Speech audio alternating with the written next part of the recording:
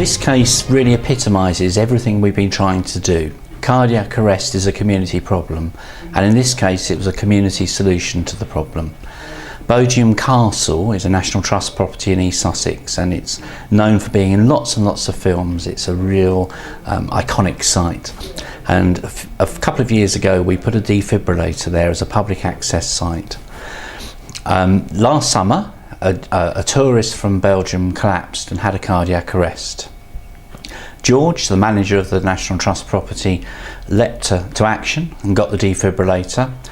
Gregg, an off-duty Metropolitan Police officer, and Janine, who had recently completed a London Ambulance Service resuscitation training session, both leapt into action as well. And they got on with doing what saves lives. They did chest compressions and defibrillated the patient twice.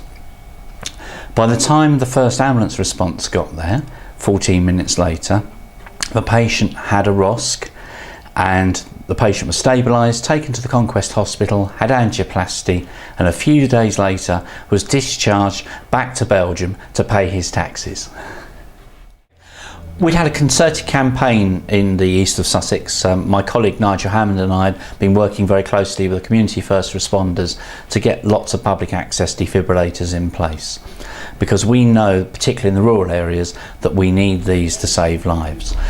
So we were really pleased to have a good example of how one of these had been used so effectively. The other really important thing is that when somebody collapses with a cardiac arrest, that somebody does something. And in this case we found 3 people, members of the public, who took their community responsibility really seriously and just got on and did something. And what better thing to do than save somebody's life? And we're really pleased that the SECAMB are going to recognise these people tonight for their outstanding contribution to saving Mark Geeson's life.